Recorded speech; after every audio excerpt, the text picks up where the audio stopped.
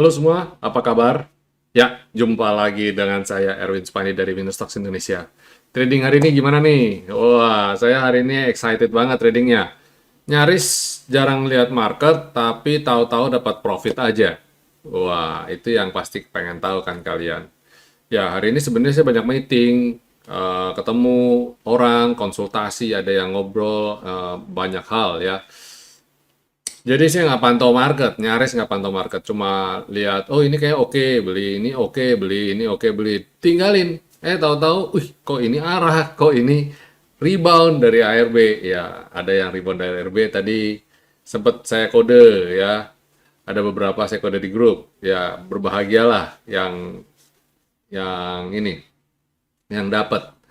Dan apa hari ini BI menaikkan suku bunga ya, dan nggak main-main 0,5 basis point, dan itu berimplikasi ya.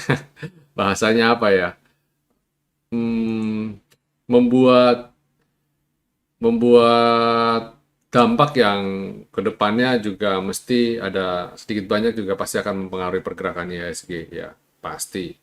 Dan ini kenapa akhirnya BI menaikkan suku bunga sehingga menjadi rata-rata jadi 4,25% ya, kenaikannya 50 basis poin menjadi 4,25 basis poin persen, 4,25%, sorry. Dan tujuannya adalah untuk menurunkan inflasi. Sebenarnya saya juga bingung kok ikut-ikutan ya menurunkan inflasi. Saya tadi sempat bikin di morning briefing ya. Jadi The Fed menaikkan suku bunga yang agresif itu tujuannya supaya, konspirasi teorinya adalah supaya Amerika menjadi kena resesi, dan kalau kena resesi maka inflasi akan turun. What? Kok pemikiran yang so stupid menurut saya ya. Ekonomi dibikin negatif, dibikin jelek, jadi resesi, otomatis inflasi akan terjadi. Wow, ini saya jadi nggak habis pikir. Harapan saya Indonesia nggak kayak gitu ya. Saya nggak tahu langkah pemerintah untuk menaikkan suku bunga menjadi 50 basis poin apakah termasuk yang tepat apa enggak. Saya bilang tadi sebenarnya idealnya di sekitar 25 basis poin. Kenapa? Karena kita antisipasi di dalam beberapa waktu ke depan, kalau ternyata inflasi itu turun, kan kita tidak usah buru-buru naikkan suku bunga. Dan pada dasarnya inflasi Indonesia masih terkontrol kok. Ngapain sih kita sampai ketakutan gitu, sampai masih agresif? Ya, apalagi diperkirakan pertumbuhan ekonomi di akhir tahun ini ya, di akhir tahun 2022 ada di level 5,5% ya, year on year. Jadi overall masih oke banget gitu, ekonomi masih bertumbuh. Jadi ngapain dipaksa seperti itu? Itu satu. Terus kedua, inflasi. Oke. Inflasi Indonesia itu cuma paling ada di level mungkin sekitar 4,69% pada bulan Agustus, dan survei pemantau harga menunjukkan, ini oleh BI ya, itu 5,89% di bulan September inflasinya. Jadi ngapain dikejar-kejaran sampai begitu ya? Ya mungkin karena hasil survei yang 5,89% itulah yang membuat BI akhirnya memutuskan untuk menaikkan suku bunga sampai 50 basis poin. Oke lah, kita abaikan itu semua. Harapan saya sih sebenarnya, toh ketika tadi inflasi diumumkan juga, market juga nggak sampai gimana banget, nggak sampai ini, bahkan beberapa bahkan ada yang ditarik naik. Ya, pada dasarnya sih harapan saya ekonomi masih tetap baik ya. Dan Indonesia juga sudah teruji, ketika yang lain koreksi Indonesia masih tetap bertahan. Harapan saya adalah ekonomi tetap terjaga dengan baik ya. Nah, saya tadi sempat ngobrol-ngobrol di kantor tadi. Jadi kalau inflasi Amerika sampai resesi, impact-nya kemana sih? Impact-nya ke China. Karena apa? Karena pabrik banyak barang-barang yang diekspor dari China. Itu yang sempat kan jadi heboh, jadi istilahnya muncul trade war gitu ya. Karena perang dagang China Amerika itu kan karena neraca perdagangan yang defisit. Jadi Amerika banyak importnya daripada ekspornya. Jadi China ini jarang sekali import barang dari Amerika gitu ya. Sedikit. Jadi jomplang banget.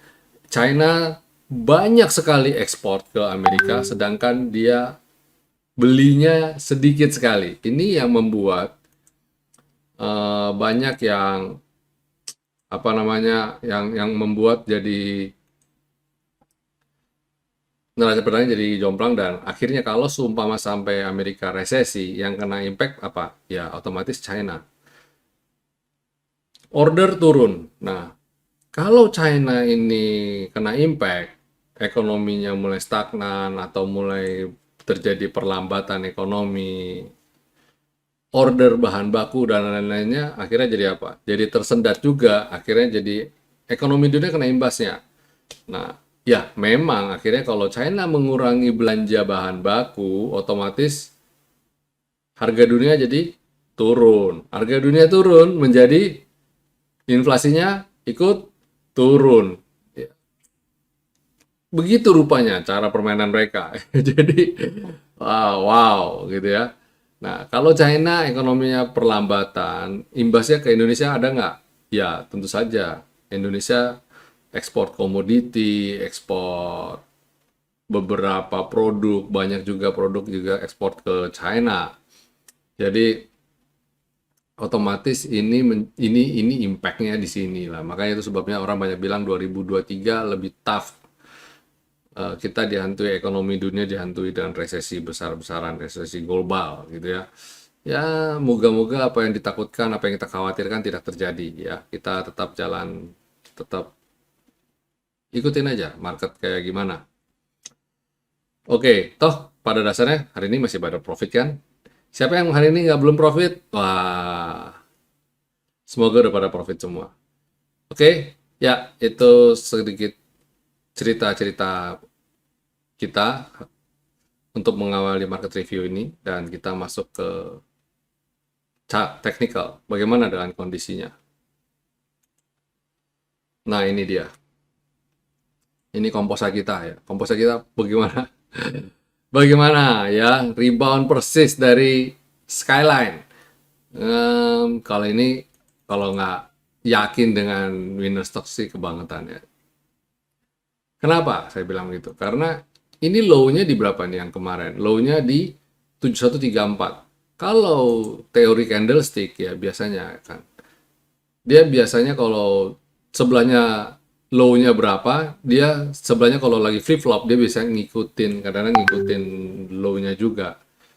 Nah, jadi low-nya ini kan nggak, ini dia sempat turun sedikit lagi kena skyline ya. Jadi dia menguji support tuh ya. Jadi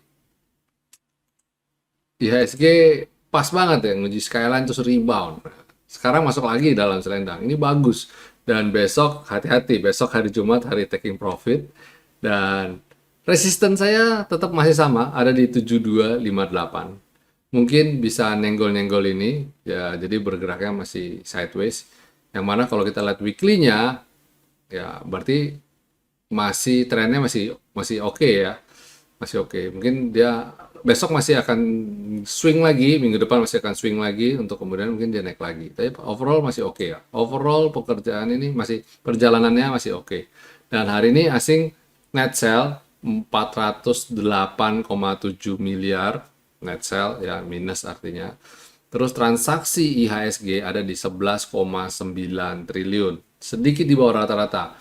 Rata-rata kita karena belakangan transaksi ramai sekali, rata-rata 20 hari kita naik menjadi 13,7 T. Nah, ini 11,9 T. Masih oke lah. Kurang-kurang dikit ya. Nah, itu kita punya composite. Jadi, I'm pretty sure besok kemungkinan masih bisa hijau nih ya. Kita berdoa aja. Dan coba kita cek sektoralnya, apakah sesuai apa enggak nih sektoralnya. Sektor basic, wow, rebound persis dia kena. P-line dia rebound ya. Mantap sekali kan. Consumer cyclicals. Nah, ini masih di area support. Dan yes, masih mantul. Moga-moga terjaga di sini dan dia bisa rebound lagi.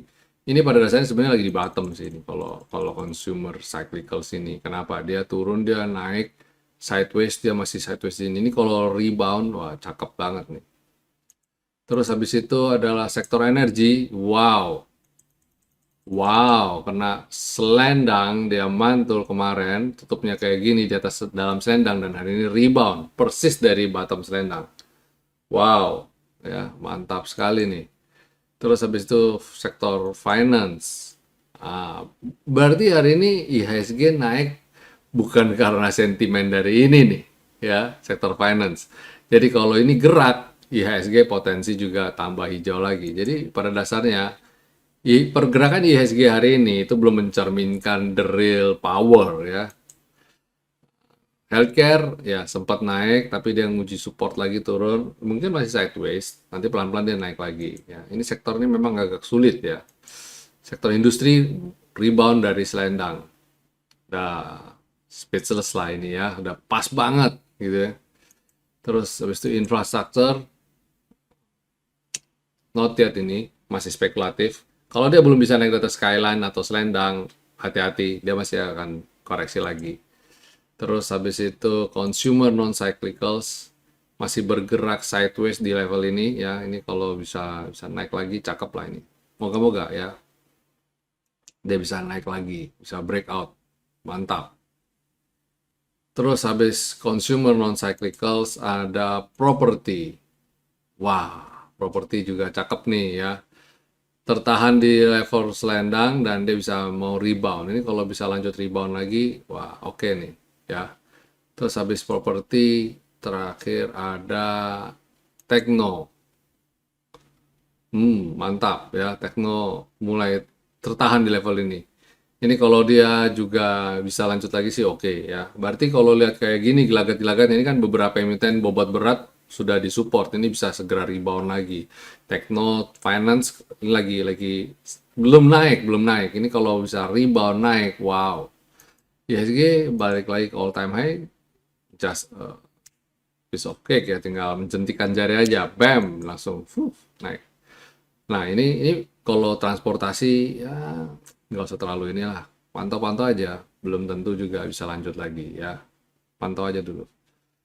Oke, itu kita punya pergerakan dari sektoral kita ya. Kalau lihat ini cukup optimis sih, besok masih bisa hijau ya. Ya, oke, sekarang kita masuk segmen berikutnya yaitu rekomendasi. Tapi sebelum saya masuk rekomendasi, kembali saya ajak Bapak Ibu jangan lupa untuk subscribe channel YouTube ini dan nyalakan tombol loncengnya. Dan jika Bapak Ibu mendapat manfaat dari channel ini, dari video-video kami, jangan lupa untuk like dan share. Oke, kita masuk segmen berikutnya yaitu rekomendasi untuk perdagangan tanggal 23 September 2022. Dan untuk besok, apa yang bisa kita cermati? Pertama yaitu ITMG. Wah, ITMG ini ada isu sebenarnya, ada isu ya. Dan isunya apa? Kemungkinan ini akan masuk ke MSCI. Wah, ada beberapa emiten yang kemungkinan akan dibidik untuk masuk MSCI. Ya, nanti saya akan share aja di grup. Tapi ini salah satunya. Oke. Habis ITMG ada Saratoga. Wow, Saratoga siap-siap ya, siap-siap lagi nih.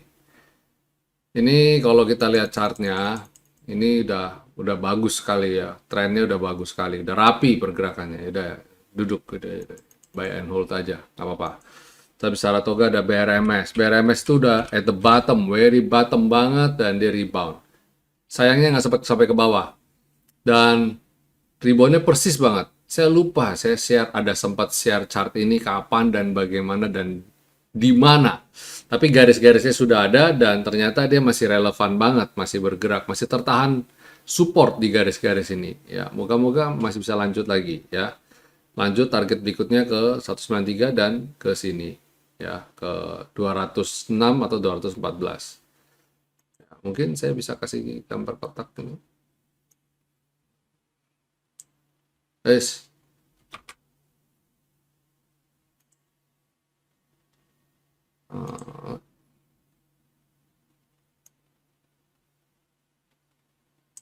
nah ini ya, moga-moga sampai sini lagi. Habis BRMS ada ICBP. Wow, ICBP mantap ya. Flip flop. Nah, kalau cukup jeli ya, tadi beli kemarin tepat saya kemarin beli dan hari ini dari bawah lagi. Walaupun pergerakan masih level 1%-an, tapi ini aman, relatif aman dan dia lagi di support. Kalau lihat weekly-nya, ini menarik banget ya. Menarik banget. Silakan cermati. Habis ICBP ada pilih salah satu nih yang mana? Java aja. Ya, berarti salah satunya Cepin ya.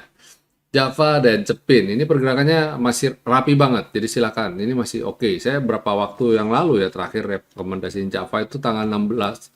Sorry, 18 16 benar, 16 September. Ini. Dan dia swing.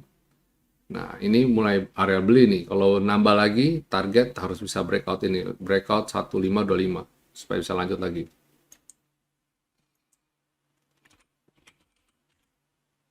Kalau Cepin agak sedikit kurang enak. Kenapa? Karena dia modelnya kayak gini. Tapi ini kalau lihat dia lebih cermat, ini sideways kan. Dia lagi sideways.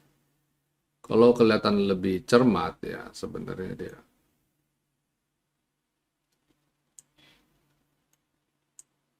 Nah ini. Ya, kalau lebih cermat mesti dia kena ini mantul ya. Moga-moga bisa segera mantul naik lagi ke area ini ya. Ini lagi di support. Jadi silakan. Oke. Ya, itu dulu market review dan rekomendasi saham kita untuk tanggal 23 September 2022. Oke, teman-teman, itu dulu kalau gitu video kita malam ini. Semoga apa yang saya bagikan ulangi bermanfaat ya, bisa dapat profit semua. Besok market kayaknya masih penuh euforia. Silakan pantau dengan cermat ya.